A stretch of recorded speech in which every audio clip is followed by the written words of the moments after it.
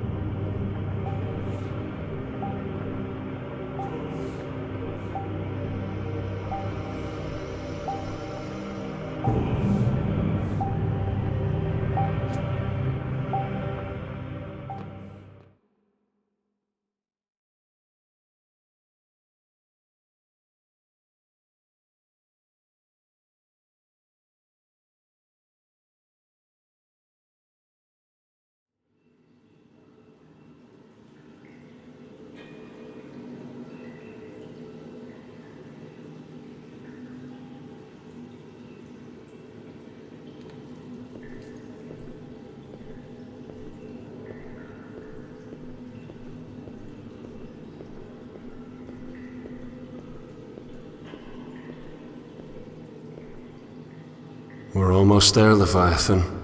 The final step between me and the old city's upon us. I wish I could take you along.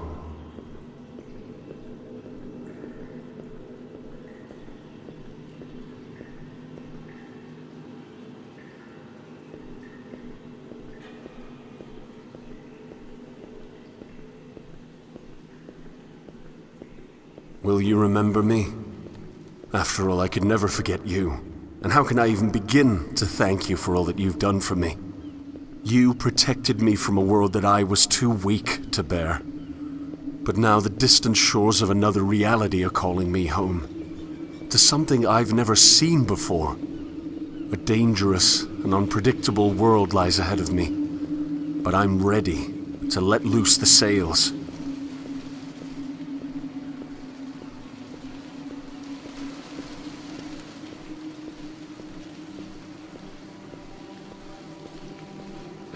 Here it is. The leap. Goodbye, my old friend.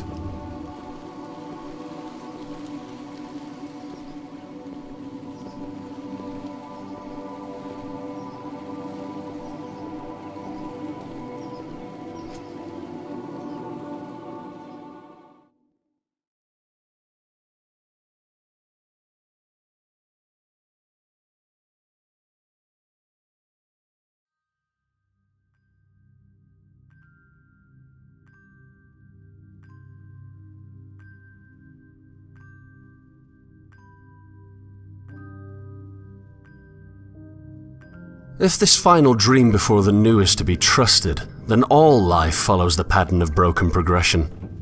Some call it redemptive history, still others call it galvanization, yet the trajectory is undoubtedly the same. We exist on a familiar shoreline, with the waters lapping at our feet. We look back and see an explored and thus frozen world.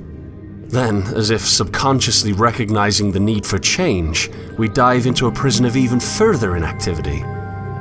My prison was my only friend, it seems, but even he saw fit to spit me upon a new shore.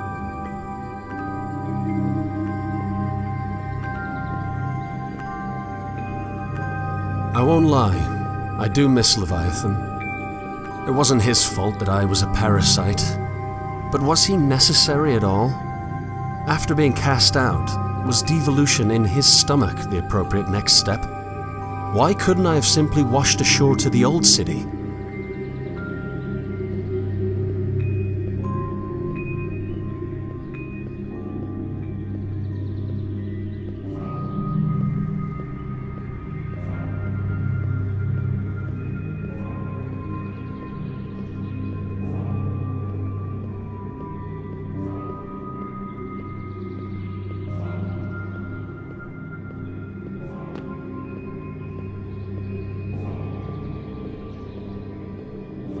Perhaps Leviathan existed for me to discover him, even if that which I explored was my prison. Perhaps I simply needed to see the stagnation before evolving.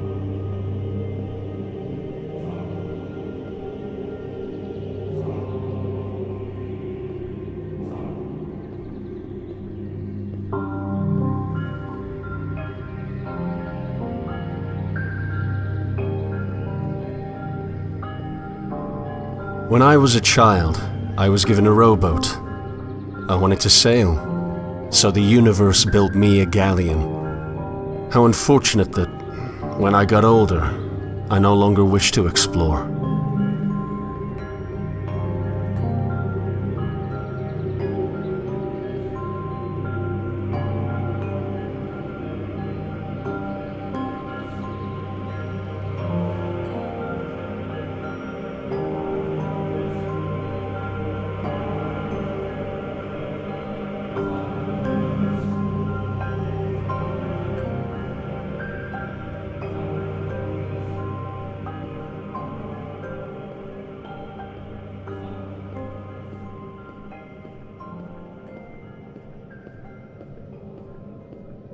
I am going to explore again. I'm going to board my vessel and sail into an unknown world to dream all the more. I'll leave this dream behind to feel the sand of other shores in my hand and let it loose as I travel inward towards newness. First, however, I'll make one last dive into abyss.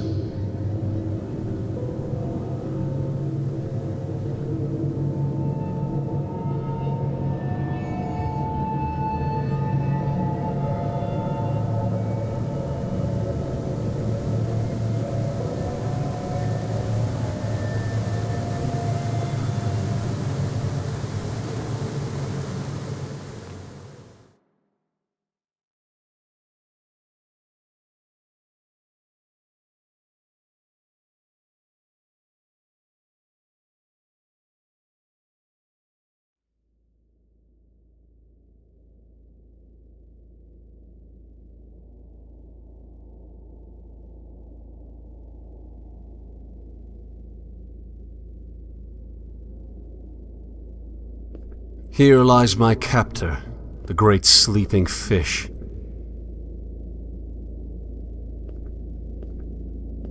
My foundation's been disintegrated.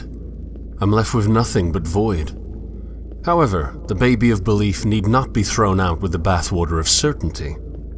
An assertion from an assumption is still an assertion, making any deduction from that foundation subject to critique. I may not be able to deduce from a place that I know to be true, but that which I deduce from my dreams must still be compatible with itself.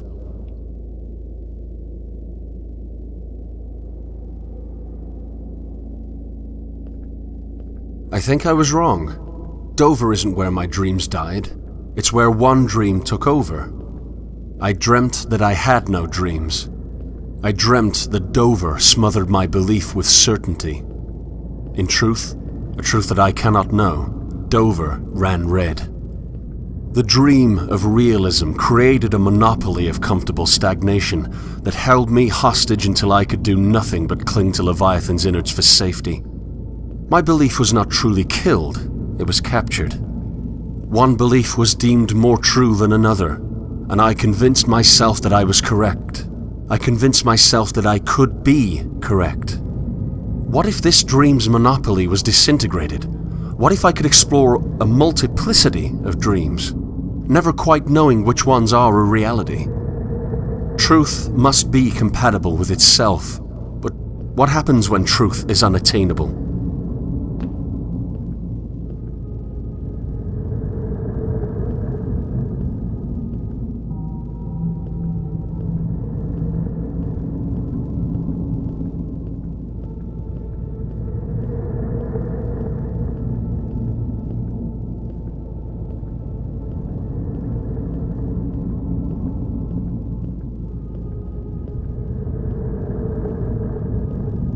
The Dweller's dreams could function within themselves, from their foundation, as long as the factions recognize that foundation as a dream. What point would there be in conflict if the dreams cannot truly be controlled? They have their dreams and they cannot assert which is superior, so why not sail?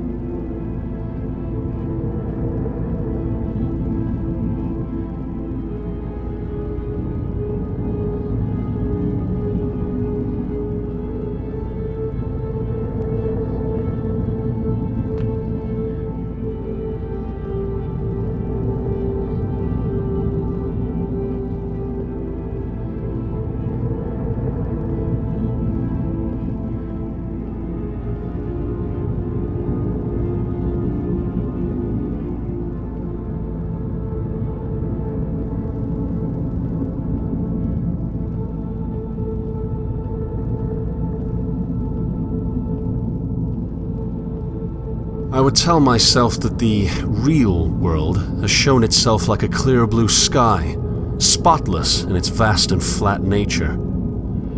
I tricked my own mind into believing that belief itself was not present. Now that the illusion has been revealed, I'm left believing that I can't know.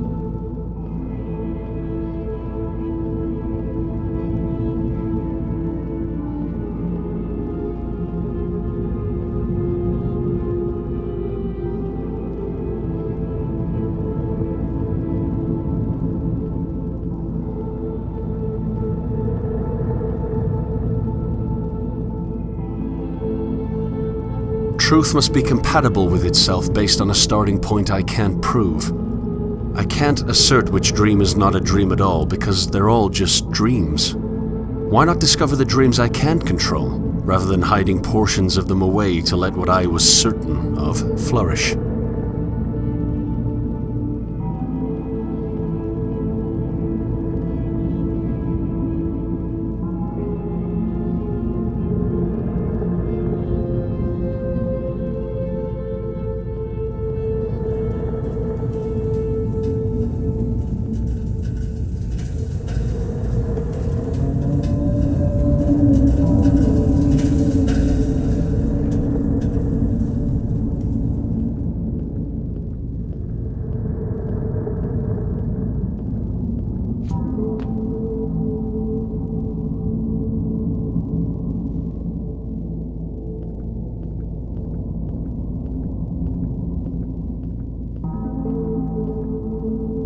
One last look at my cage. One last dive into the abyss of negativity.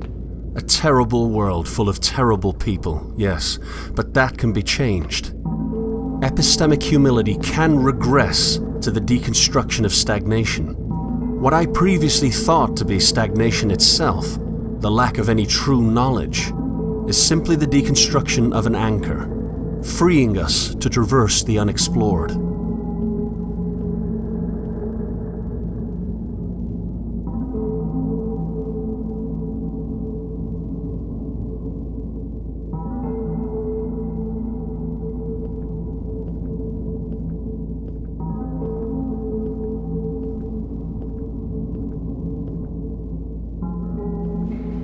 I swam the depths.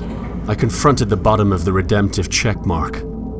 I was far more negative than those who still cling to certainty, but that's part of the progression. It's part of the broken progression. In this respect, we cannot improve without first deconstructing.